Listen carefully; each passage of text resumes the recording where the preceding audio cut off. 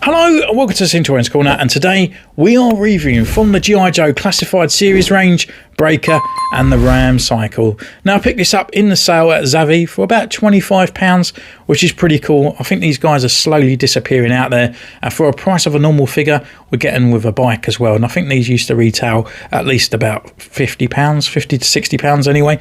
So yeah, I'm really quite glad to have it, and have a motorcycle as well. Maybe we could do a little bit of a custom paint job on that at some point as well. But anyway, looking at this guy is pretty cool. Got with accessories here, which is mainly the bike and the guy here. We've got a nice illustration here on this side as well, and a little bit more on here. It is number 29 in the series. Around on this side we've just got the attributes of Breaker, and then swinging it right around to the front we have Cobra Island with all these kind of bits just slightly highlighted around. So I guess without further ado, let's crack this big bad boy open. So here he is in his blister pack. Obviously there's no hidden accessories there at all on this side. We actually see what you get in the actual blister pack, which is really nice. So we're just going to pop him out for our first impressions, as the main reason is I'm getting him just for the figure. And yeah, looks really nice. I really like the outfit. It's kind of like a standard kind of grunt looking guy as well. And I think it just looks pretty cool, to be honest with you. So I'm going to go away, take some pictures, put him through his paces and put him on his motorbike, and we'll see you in a mo.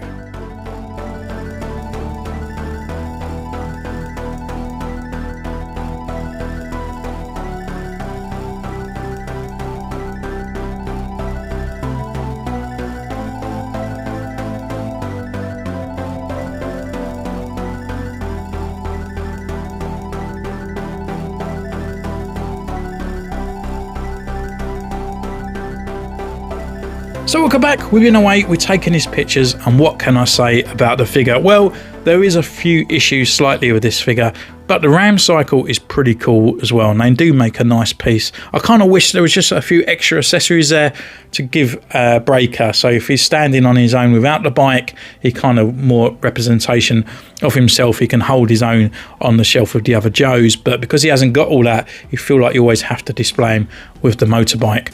So just taking a close look at as a whole before going into each thing individually.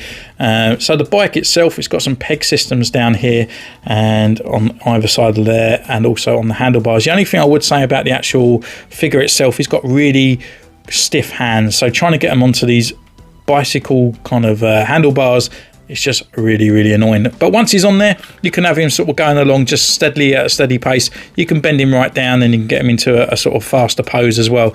So it is really nice on there. So he actually sits on the bike really cool, and it's actually a quite a decent size for the actual G.I. Joes as well. And for 26 quid, having the vehicle on the side is pretty nice. So just taking him off, we can actually go through the figure himself, and then we'll go back and go through with the bike. So he comes with one accessory, unfortunately for this guy, which is just his helmet. The helmet itself fits on the head really nicely. We've got that kind of, it looks translucent with the way they kind of done the actual paintwork on there, where it goes from like turquoise into the mauve. On the side, we've actually got this sort of earpiece that comes around into the mic, and then giving it that kind of aerial at the back on here. Again, a little bit more kind of sort of equipment around on this side, which goes into like a kind of video camera on this side, which is pretty nice. So we can actually take that off, and reveals his face underneath. So before we get onto that, we can actually go through his articulation. So head-wise, he can turn left, right, he can look down this far, and he can look back this far. He has got lower neck movement there, but it is slightly hindered. It feels too low down inside that jumper part. We've got full rotation at the arm, and he's also got a butterfly joint in there as well. He's got rotation at the upper arm, double elbow. We've got rotation at the wrist, and it's also on a hinge. There is a crunch inside there, but this is so thick that you're definitely not even going to get to it at all. But he has got the sort of swivel at the waist there on a ball jointy type of system. Leg wise, we have got the drop pin down here. His legs can come up right this way, forward and back. Upper thigh rotation, double knee just down here as well, and we've got rotation at the upper boot cut, and we've got a rocket and a pivot at the ankle. But the only thing I would say about this figure, oh my god, he's got really seriously loose legs. It's not so much so that he's going to fall over on his own on the shelf and stuff like that, and it is good that he sits on the bike. But but it's just kind of annoying. You just kind of want them to be a little bit more stiff, and I just feel like either sort these drop pins out or just get rid of them for the G.I. Joe series. They cause more havoc than anything else. So looking at the actual figure itself, we can look at his face sculpt, and it's quite a nice look there, kind of updated sort of breaker. It does look like the guy that did play Mysterio, but yeah, it is quite a nice looking face there for sure. Nice swept back hair with the brown coming down on the back, all combed really nicely.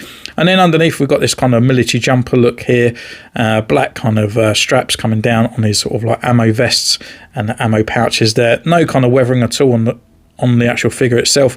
We've got this kind of leather look around here and different material looks and straps and whatnot all hold into place. Arms, bare sort of like forearms down here, black gloves, and on this side we have got a green watch and another black glove. Coming down here we've got these just cargo pants, quite normal compared to everyone else. Black sort of shin pads on there, and then black boots as well.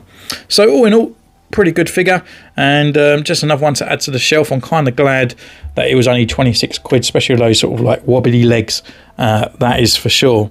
So taking a closer look, we can look at the actual ram cycle here. We've got different coloured sort of like silvers with the blacks around just to give off that sort of engine detail. We've got MG 1027 on the side there, the G.I. Joe logo and whatnot, and all around you see all these panels. We've got all the rivets and stuff on there. On the handlebars we've got the sort of like the gauges and stuff as well, looking pretty cool. Got the brakes and all that as well. I just would say like the handlebars and his hands are the most annoying part about this. Got like a transparent kind of glass part on here at the front. You've got, I guess it would be a light, but it kind of looks like metal. The wheels are made of really hard sort of plastic as well, and they do roll, which is quite nice. And then we have a little wheel on the sidecar with the Gatling gun as well, and then you've got the American flag on the side there, and then more kind of silvers. With that, with the sidecar, we've actually got a little bit of details around on here, a little bit lacking on this side, and then we've got the big ginormous Gatling gun that fits in the cradle. So if you wanted to, you could actually take this off, and then we've got the actual bike on its own without the sidecar. Obviously we've got the holes on this side, but it is asymmetrical, so at least you've got the exhaust on both sides, and got the brake light on the back there as well. With the sidecar, you've got the sort of peg system on the side, a little bit of detail here on there, and then we can open this up, and on the inside we've got even more bits of detail like the sort of riveted flooring area or riveted metal. And then we actually have got the Gatling gun, which is quite a nice looking thing. It actually rotates as well. And as you rotate it, I think sometimes it's a little bit warped, but it doesn't look warped, so I'm wondering if there's a problem with that socket there that kind of pushes it out a little bit. Different kind of plastic here for the black on the rotation part, but nonetheless the details are all pretty cool.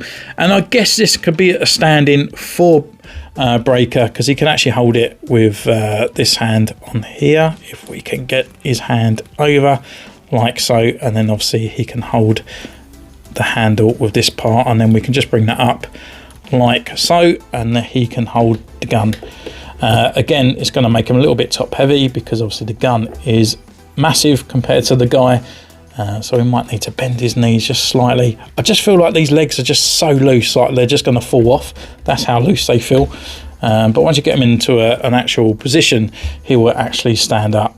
So there he is. I mean, we could bring in Flint for a bit of a size comparison, again, who has loosey-goosey legs, but then we can bring in the Black Power Ranger, Spider-Man, and I don't know, for Star Wars we've got the Stormtrooper on the side, which is just a generic grunt, isn't it? So just a generic size. So again, these guys are slightly a little bit larger.